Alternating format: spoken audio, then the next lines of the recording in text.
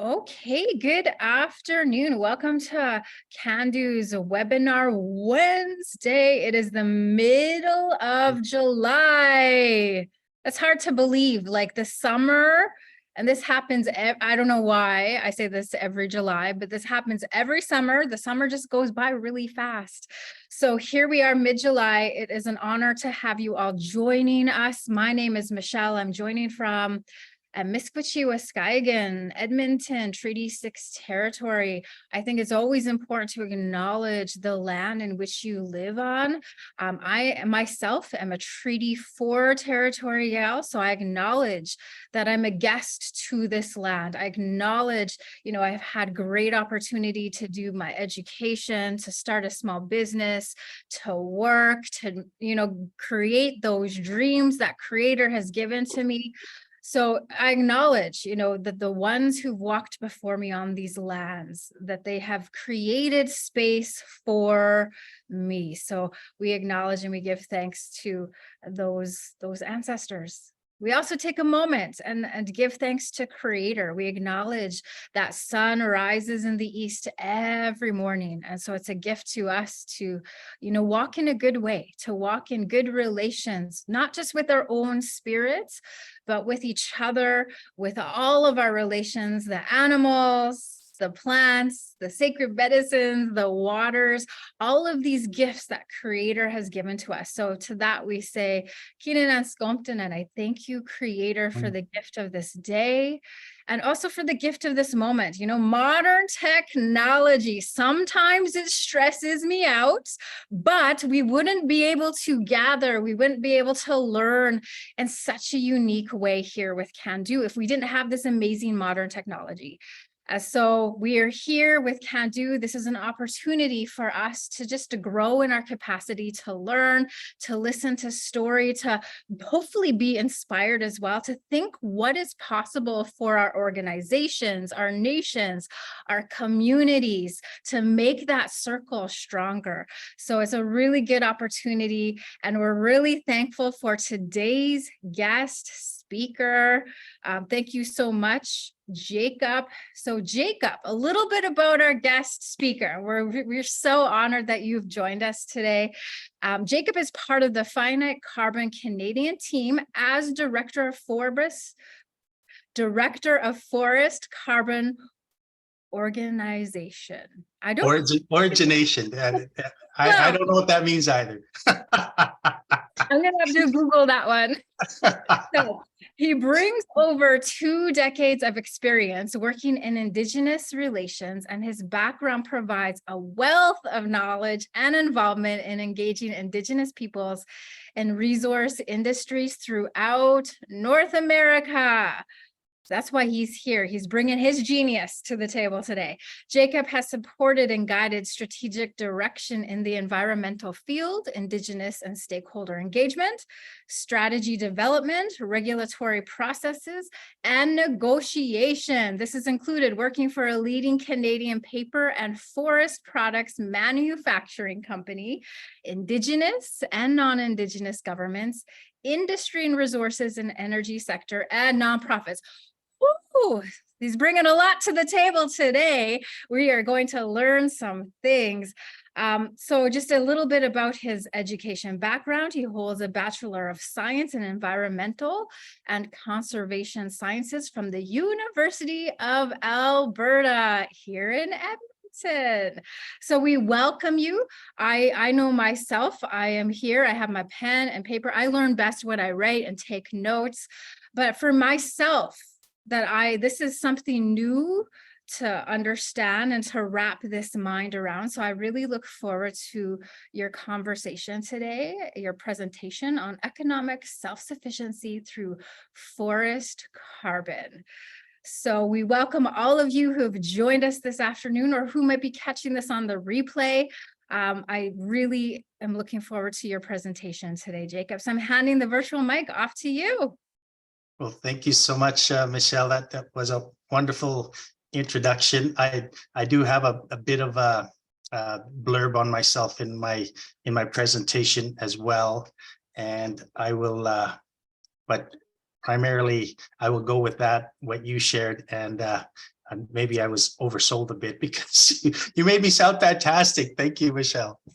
I'm excited to be here today, and thank you for the territorial acknowledgement. I did want to share. I do work remotely north of Edmonton, so I'm in Treaty 6 territory and homeland of the Métis Nation of Alberta. And it's wonderful being here. And like Michelle, I'm actually, well, I'll get into my connection to Michelle a little bit later that she's not even aware of. I hope to instill within you a perspective that might enable you to share and explain knowledgeably with others, whether it's over dinner chats or leadership discussion on carbon offsets, the carbon markets today, and you can allows you to have a understanding and a fulsome conversation in that regard. Today, I'll focus on providing a brief historical starting point for carbon markets, benefits of a carbon market projects, specifically for communities, what those markets look like today, and a step-by-step process in developing a forest carbon project. In many ways, Canada is unique, and I'll share some of those opportunities and challenges as well. A little bit about myself. I won't go into any more detail about what Michelle shared, other than the fact that I did initially start my career working for Treaty 8 First Nations of Alberta, for those folks that know that advocacy organization. And even though I was born and raised here in Alberta, I'm also from Treaty 4. I'm a Pine Creek First Nation member in Manitoba. Let's see here. So just by way of introduction, I want to introduce Finite Carbon as well, to kind of give you a sense who that is and who is Finite Carbon. Finite Carbon is a turnkey developer of carbon offset projects and one of the top 3 improved forest management developers globally and based here in North America. Finite has supported the selling of approximately 93 million tons of carbon offsets in that short time that it's been a company, and generated revenue of over $1 billion for those clients. Just over half the offsets, and therefore half of the monies generated, has been with and for Indigenous groups, and I'll share a little bit more into that aspect. That very important. And then the Canadian connection. Finite started in Cana in 2021. So I forgot to mention, it started in 2009 with 50 staff in Pennsylvania in the US, but 2021 here in Canada and Alberta in Edmonton, and there are 5 staff currently for the Finite staffing.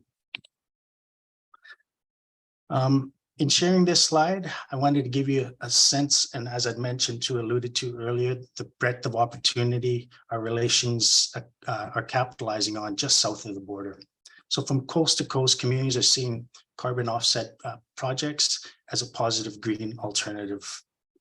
For example, the Passamaquoddy in Maine have been using project revenue and ACDEV projects and upgrades for their community infrastructure. And they're on the East Coast, if you know where Maine is located. And it's a bit smaller project, 99,000 acres in comparison to the others, but it's still generated a substantial carbon offsets or carbon credits. And ATNA has the unique distinction to be currently the largest project for the US compliance market, and something they're very proud of up in Alaska. And they're just over 500,000 acres and 15 million carbon offsets that were generated from that. Very substantial and a great success to the ATNA of Alaska. So just a brief history on carbon. Governments and organizations have really started to advance concerns regarding global warming in the 80s. It's been known to be an issue prior to that, but it was the 80s that really culminated in a push. And unfortunately today, carbon dioxide levels in the atmosphere are over 50% higher than before the onset of industrialization. it's become fairly evident that we must advance mechanisms to remove carbon dioxide from the atmosphere. Hence these summits and accords and gatherings. One being the Rio Earth Summit in 1992. It established the UN Climate Change Convention and set some greenhouse gas goals, greenhouse gas concentration goals. The Kyoto Protocol in 1997 was another important epoch in events to tackle this challenge. It became the first international treaty to set legally binding targets to cut greenhouse gas emissions for participating companies and countries, and it was ratified by 192 countries, so the lion's share of countries in the world. And it also established flexible market-based mechanisms, so essentially the beginning of a trade of emission permits, carbon offsets, carbon credits. It operationalized addressing the UN Climate Change Convention and committed countries to reducing greenhouse gases and with agreed targets for those countries. And finally, the Paris Accord, which happened in 2015, was landmark in terms of multilateral climate change process, simply because for the first time, binding agreements brought together all nations to combat climate change. This brief background sets up for a compelling argument in considering greenhouse gas, green options for considering carbon markets and carbon offset projects. That history and regional interest provide the context why communities consider carbon offset projects, including these three rationale, tending to be the most important.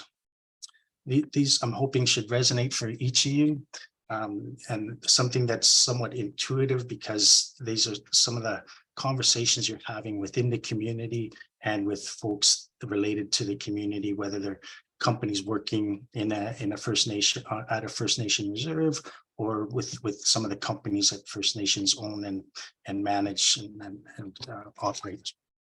The first one being an interest to all communities is economic development through diversification and own source revenue generation. It always continues to be a welcome path towards self-sufficiency. Alternate options for revenue have been central to self-determination that communities have been wanting to explore. So carbon offset projects and the carbon markets afford that opportunity. The second one, and no less important, is the sustainable management of communities' land, which has long been central to the social fabric and well-being of Indigenous groups and Indigenous communities. Grading in Indigenous values, traditions, harvesting, cultural and forest practices has demonstrated long-standing stewardship and the importance of the forest. And then finally, continuing those relationships with the various partners inside and outside the First Nation community, with industry neighbors and other potential buyers that meet with communities' needs and interests. I like to think of this one as think locally and act globally. Local actions create positive global impacts.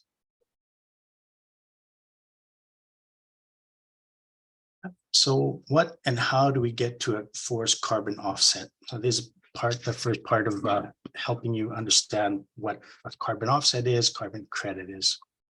In an improved forest management methodology, which I alluded to earlier, you postpone or limit harvesting of timber on the land base.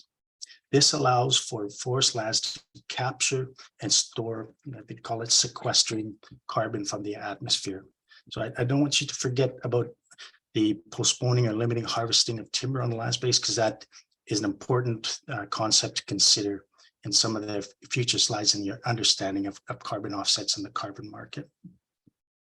So in terms of trying to understand how much carbon credit is, think of 1 cube, which is 1 meter by 1 meter by 1 meter. So if you stood up, it'd be about just above your belly button, that distance wide and that distance long. And that gives you roughly the, if you think of that as solid wood, you have roughly the same equivalent of 1 ton of carbon dioxide. And that 1 ton of carbon dioxide equivalent is stored as and is equal to 1 offset or 1 credit. I use the term offset or credit synonymously here. They essentially mean the same thing. In the context of our conversation, I think that's all that's required and needed. By allowing a forest to grow and to refrain from harvesting, you're accumulating those carbon offsets. It's a big positive, and that's what generates a carbon offset project. These details are important as they are the foundation on how to account for carbon offsets and form a forest carbon offset project. So the carbon markets today. The carbon markets today actively steers society and countries towards a green economy. A shout out to Cana actually for looking at ways to participate through the Indigenous Green Economy Initiative. I think it was Danielle who I reached out to talk further on that. I'm excited to see that Cana is participatory in this area. In terms of the 2 markets, there is the compliance or regulatory and the voluntary market. I'll touch on the regulatory first. In Canada, the federal government and some provincial governments are working towards a regulatory market, including utilizing improved forest management methodologies. The concept they use is it's called an output-based carbon pricing system. That means firms have an incentive to reduce emissions by improving their emissions performance. I'll get into this in a bit more detail in later slides. It's a kind of a abstract concept, like many things around the carbon economy, that needs to be fleshed out. So bear with me and I'll explain it a little bit further on a bit more. Regarding the cap and trade that you would find in Quebec or California, when companies meet their emissions cap, they look towards the regulatory markets to trade so that they can stay under that cap. California and Washington, and I mentioned Quebec, manage a regulatory market system that's based on cap and trade. The other type of market you find in today is voluntary. And voluntary demand is derived from voluntary commitments that include the purchase of offsets in an effort to achieve net zero by companies. Generally, these commitments flow from an ESG, environmental, social, and governance, or CSR, corporate social responsibility, that is mandated by a company, all in their efforts to achieve net zero or to address that concern.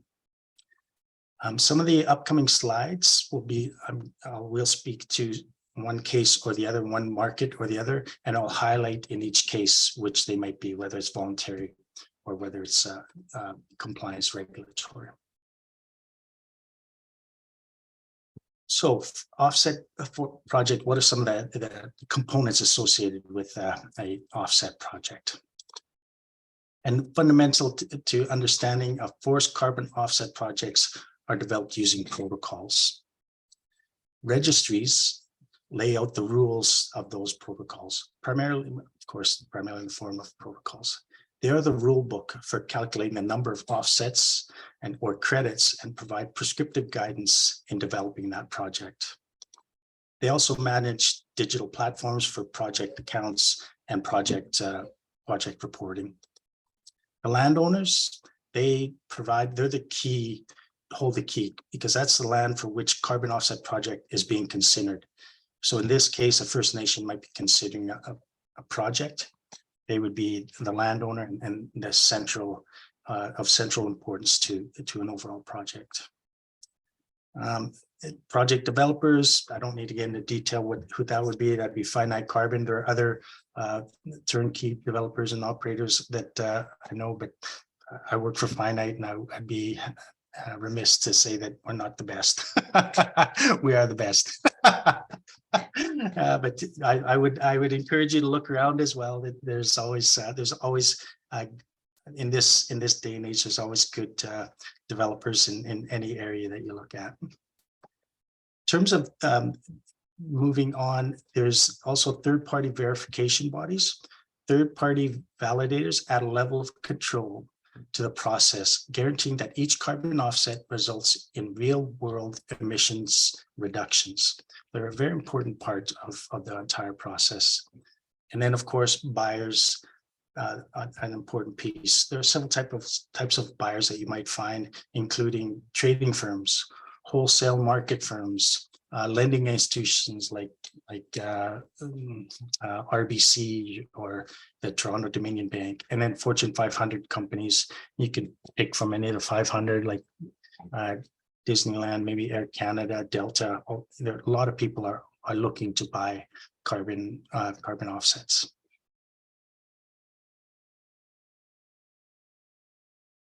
Next, I want to talk about carbon principles or concepts that are really important to a project and by extension into a carbon market. And if you guys are familiar with real estate, you've heard the term location, location, location. Location is extremely important to real estate, as is additionality is important to that carbon projects and carbon financing. Additionality is a storing of carbon when compared to business as usual activities on the land. It is applied to ensure offsets or credits will not occur or be accumulated in another way.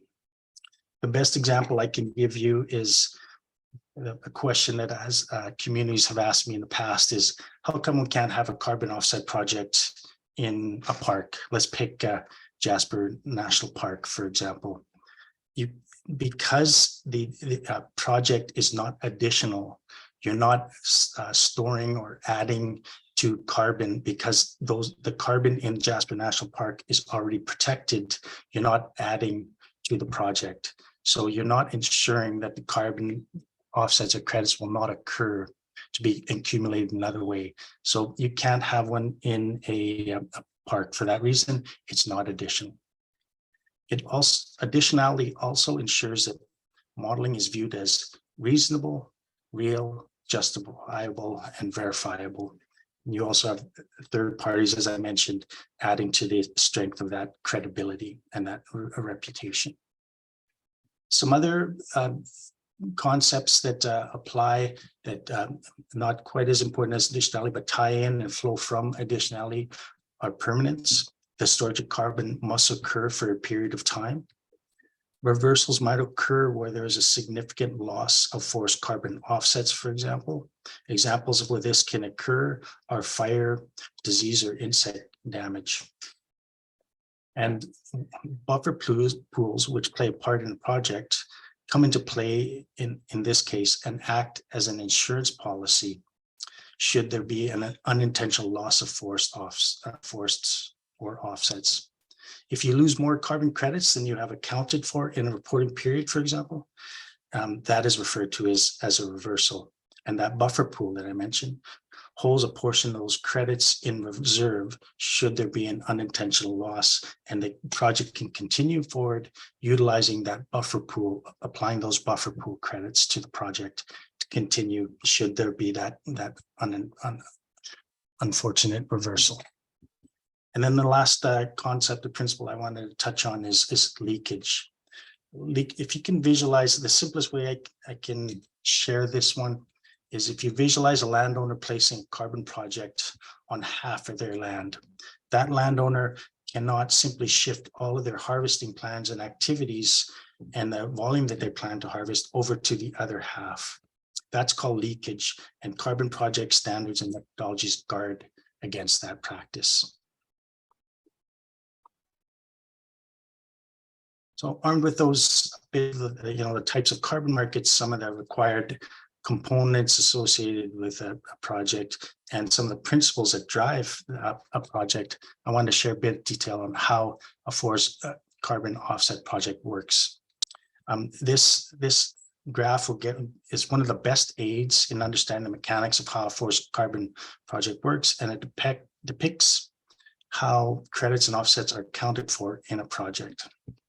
So if you look at the graph and the horizontal line in the middle of it, that depicts the online stocks at a certain time frame, let's say year zero, let's say now, in this fictitious project, and that tells you the inventory of how many trees are on that land to be considered.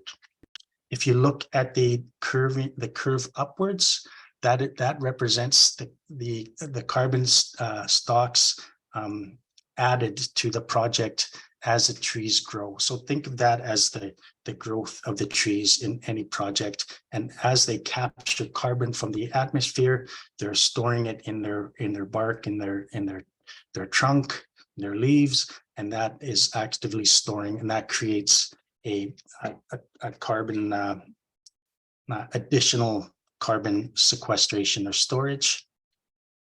And just and if you look at the triangle, the yellow triangle in the upper portion of that removal credits curve, that would denote how many carbon credits you've added to the project. Remember, I'll cast back to my comments about deferring or limiting or limiting harvest, postponing that harvest on a land base. That comes into play here for the lower curve. The lower curve is what you do instead of business as usual in terms of harvesting the land base, harvesting the trees on your land base. You're essentially stopping that, and that is an accumulation of carbon credits called emission reduction credits. And as you move along throughout the years, each reporting period, you generate more and more credits, and that is accounted for. So that the addition of emission reduction credits and removal credits added together gives you the at every reporting period how many credits you would account for, and that would generate revenue for a community or group. Maybe pause there if there's any questions or thoughts, because I know that one is a bit of a heavy lift in terms of understanding, but just see if there's any questions or comments. All right, so Ken in the chat box. So judged by Fire Smart, are there any good provinces that do not have wildfires? Are there any good provinces that have the same question? Are you, okay, so I'm not sure what you're asking there, Ken. Are the rest of the provinces either the bad or the ugly? So in terms of wildfires, okay. What I was trying to ask was, are there any good provinces that don't have wildfires? Are there any good provinces that do have wildfires who did the right stuff but still have wildfires? And are the rest of the provinces the bad and the ugly? And sorry for bringing this up right now, but you did mention fire stars. So, okay, Ken, I'm not exactly sure I understand the question, but the most provinces, most areas have a Fire Smart program or process, and they're implementing them and moving forward in that regard. Is that so? I wouldn't denote a region or a locality, municipality, or the various provinces as being good or bad. I think it's just they're in terms of a timeline incorporating a Fire Smart program. Some are behind and some are quite a ways ahead. So is that what you were wondering, Ken? So the provinces that are bad or that have wildfires, do they have wildfire because they failed, because they've got poor programs? Oh, okay, yeah, I think I know where you're coming from, and I would say that there's no, regardless of Fire Smart programs or not, I would say that all provinces are battling wildfire concerns over that. Now and into the future, regardless if they have a Fire Smart, and I wouldn't denote it as good or bad, or it's just a function of how our climate is changing and the forestry practices, forest fire practices. Up until now, there's been a vested interest in limiting fires on the landscape since Canada for the last, let's say, 60 to 100 years. And I think that that will continue to happen, but it doesn't reduce the volatility or the concern about forest fires. So I think we'll have to start living with forest fires on the landscape now into perpetuity, just because that's part of living in the boreal forest, for example, which is the vast majority of Canada. Is that where you're leading to, Ken? Yeah, thank you. I just thought there may be some ways of preventing it, but it doesn't sound like it. Yeah. I think that we just have to learn to live with it in many cases and better manage it. In some cases, that might be more prescribed burning, which tends to be a traditional cultural practice that many of you are probably familiar with, that a lot of First Nations still implement to a certain degree. I think there's a lot of validity and importance to considering that. As well, that is taken into consideration. I mentioned the buffer pool in terms of a project. We're actually looking at with one community that had forest fires on it this year, and that diminished the project. What I would say is, in terms of forest carbon offset project, it changes it. And good or bad, it just changes it. So we look at different values and see how we can apply a project based on the advent of forest fires. Can you still get carbon credits if your project burns down? Well, that's what we're looking at with that one community, Ken. And I would say that on general, and this is a bit of a gross generalization. If you talk to foresters, they probably all put 3 foresters in a room, they'll have 5 different answers for you. But that the one aspect would be that a forest fire, depending on the volatility, doesn't usually burn more than 25% of any land base. So there are still options available to a land base for a carbon offset project, I guess, would be the simple answer for you. That, and I've generalized maybe a bit too much, but just to give you a sense, there are options, and we have to learn to live with forest fires. So that would be one thing that we always consider about, and that's why buffer pools were considered as part of a project. Thank you. I didn't mean to sidetrack, but you did bring it up. So no, not at all. I love the question, Ken, and I think I'm probably moving along pretty quickly here. So I've got roughly 7 more slides to go, though, so it's perfect. So going back to the presentation, remember I talked about voluntary versus regulatory markets. In this case, I wanted to talk about the regulatory market and how an output-based performance or output-based pricing system or output-based pricing performance system works. You can use those terms synonymously. But as you can see, there's again a horizontal line. That's the benchmark. If you go over that line, you're emitting, you're exceeding your greenhouse gas allowances. If you go below that, and depending on how much lower you are, you can utilize, you can measure how much lower and essentially have carbon offsets, or in this case, emission performance credits provided to that emitter, or they can sell them. They can bank them or sell them into the carbon market.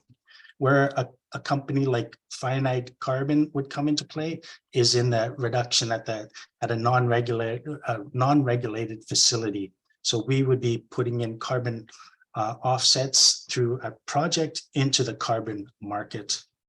Those can be purchased emitter, in this case, emitter A, who's exceeded their allowances. They can purchase them to address their needs. And they also have the option of paying into a fund, but generally that utilizing the market carbon offsets is preferable.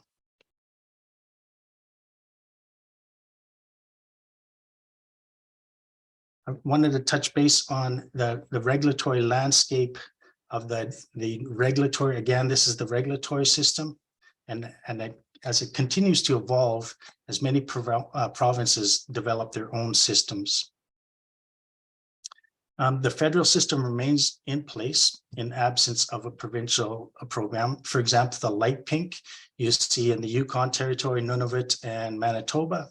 You have the federal OBPS, which is a mouthful, so I'll use the acronym. That applies there.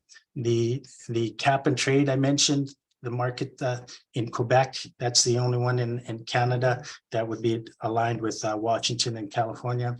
Then, of course, the other provinces are pursuing a OBPS under their own guidance. And I will have a little bit more on that in a slide coming up.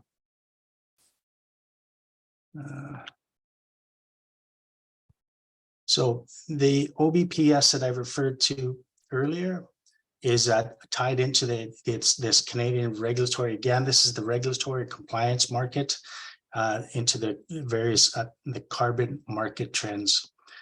At the federal level, Canada's federal carbon price for 2023 is set at $65 a ton. You may not know this, but everyone here on the phone pays into this. When you go to pick fuel up at the gas station, you're paying into that carbon tax and that carbon price.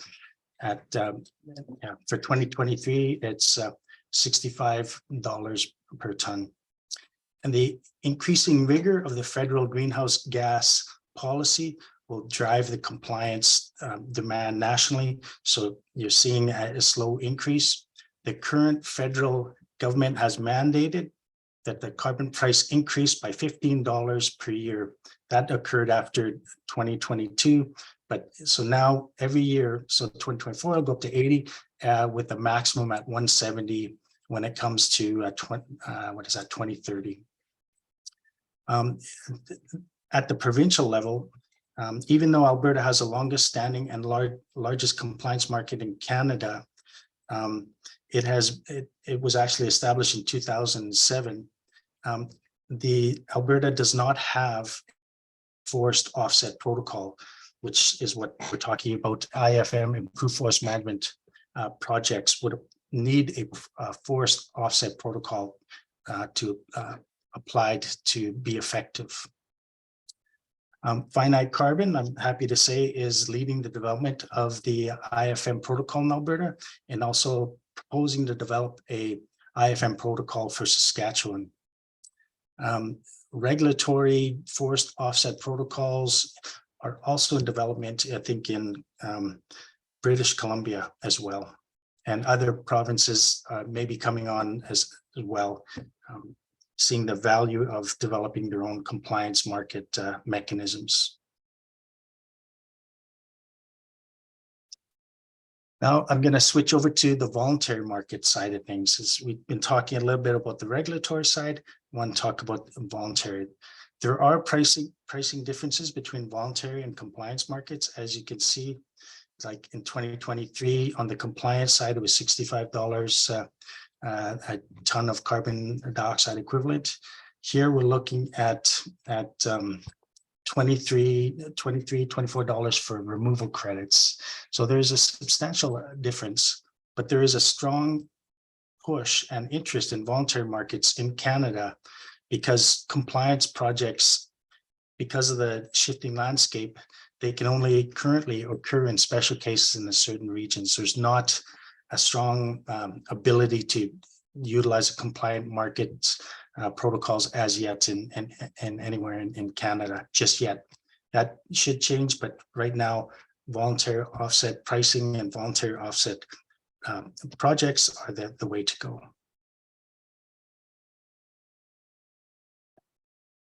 All carbon offset projects follow a prescribed process and a timeline in terms of development. You can reasonably expect the process to take a year and a half from initial feasibility assessment to registration of that project. So from cradle to grave, year and a half. Inventory modeling tends to take considerable time and large because of large scope of factors such as age, class, structure of the forest, and that all has to be measured and taken into account, and all things in between. Finite carbon never takes control. One thing I wanted to share is that you never take control or ownership of the carbon offsets generated from a project. Due to an arrangement with the community, they continue to retain the ownership of those offsets, And Finite provides support and training to capably sell those offsets on the market. Hence, at the end there, we have that support and training in terms of a timeline, in terms of a process that we would follow.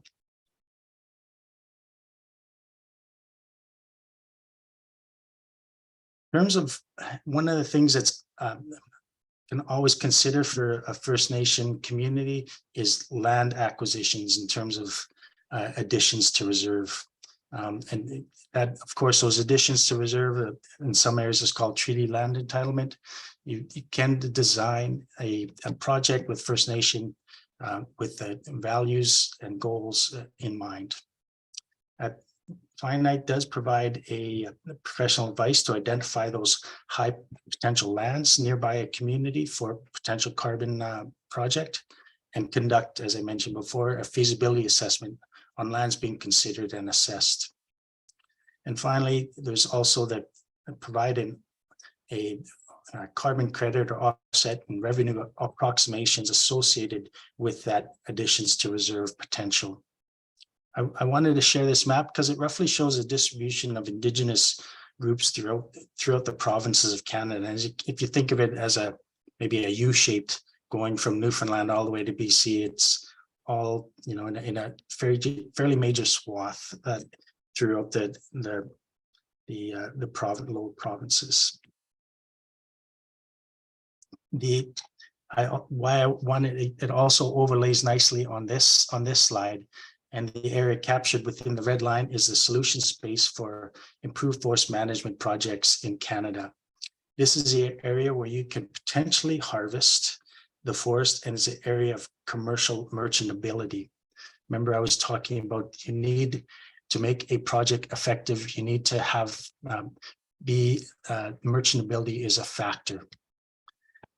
This is where the area of opportunity for forest carbon offset projects lies, and it also roughly coincides with a large population of Indigenous communities reside. So the opportunity is definitely within a community's grasp in many cases, especially the communities that are within that the scope of that red boundary.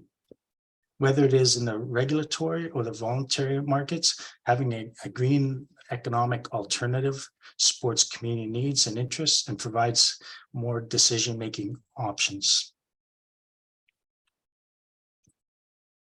That is it. I appreciate your interest in this area, and I initially set out to provide some perspective and understanding that might enable you to share and explain knowledgeably with others, whether it's at the dinner chat or leadership discussion. I hope I partially achieved that goal, and I look forward to more questions. Thank you, Ken, for that very interesting question on fire and how it applies to projects and the larger scope of things. And I would love to answer any other questions should there be some. Talk a little bit more. Maybe I wasn't quite clear on some of the slides. I'd be more than happy to discuss and have a dialogue on that as well. Awesome. Well, thanks so much, Jacob, for your presentation. I also, like Ken was, as you were talking earlier on, I was very curious, but just because of the amount of forest fires that have happened in our province, but also BC, also extending, you know, across the northern part of Turtle Island. So, you know, Ken, when you asked that question about forest fires, you know, that was one that was definitely in the back of my mind and was considering. So I really appreciated your response, Jacob. Like, this is kind of how we are, and how do we manage it? How do we live with it? So I appreciate that understanding there, but we are going to open the floor for any questions that you might have for today's guest speaker. And again, you covered the basics of how forest carbon projects works. That was really helpful. So any questions or comments at this point? We would love to hear from you. So please note as well that Jacob had left his email, his contact information in the event that you might have any questions beyond today. Feel free to take note of that. And I'm not sure if you're sharing your PowerPoint with the group, Jacob. I'd be happy to. I'll send that to Tara, and Tara, if you could distribute it to the participants, I'd appreciate that. That's helpful. I myself, when it comes to new knowledge, so this is kind of stepping outside of my own wheelhouse. I'm a percolator, so I need to sit with this knowledge and kind of wrap my head around it. So I really appreciate what you brought to the table today. So it doesn't appear that we have any questions at the moment, but we just again want to extend much thanks and gratitude, Jacob, for lending us your valuable time this afternoon. Oh, there's Ken. Ken has his hand up. Go for it, Ken. I didn't want to hog the conversation, but Jacob, can you describe the mechanics of prescribed burns?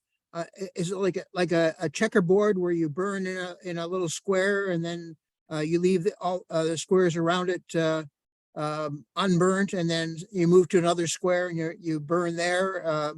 Or is it just the way the wind blows and you try and make fire breaks? Or just trying to get my head wrapped around how prescriptive burns are done. I'm sure they're probably different for different areas, but like for example, in a where there's a mountainous area, obviously the hot air rises. So if you're starting to have a fire at the bottom, you're going to have a fire at the top.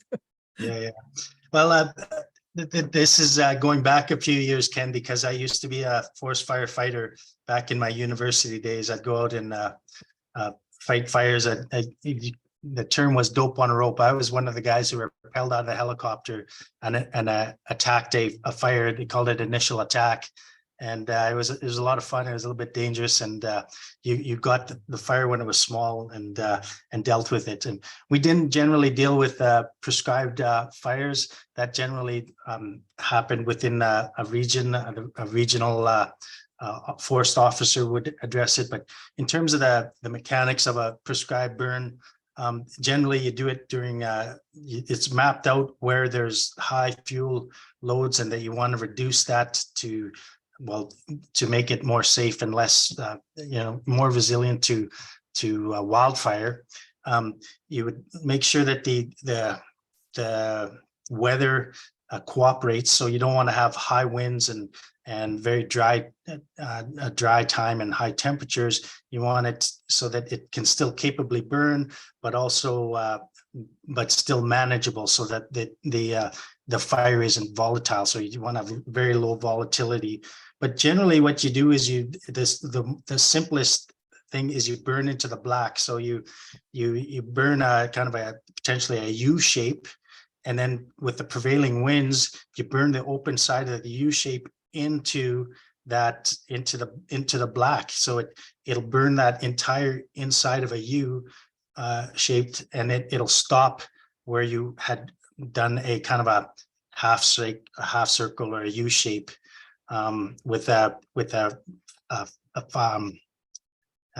torch, for example. That was one of the methods that we used. There are other methods. I know you talked about slope, so you could burn up a slope as long as you knew that it wouldn't go beyond that slope and once it reached the top.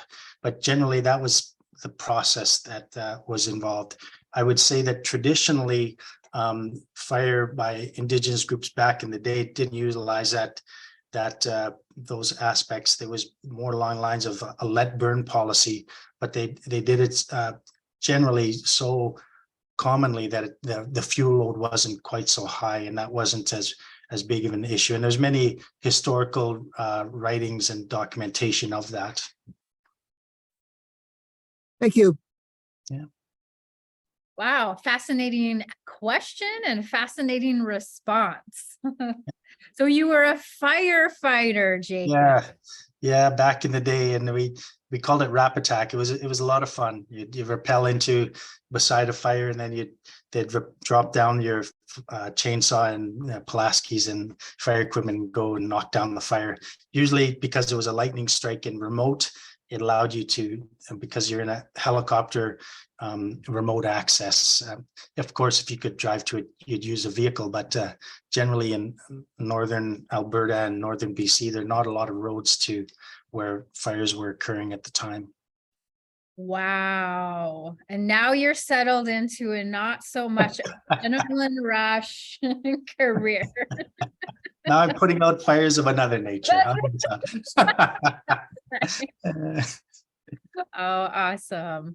Okay, well, it was great to have you here, Jacob. Ken, you always bring the good questions, and everyone else, thank you for joining us this Wednesday afternoon. I hope you have a good rest of the day and walk in kindness with Creator's World. So take care. Michelle. Thank you. Hope.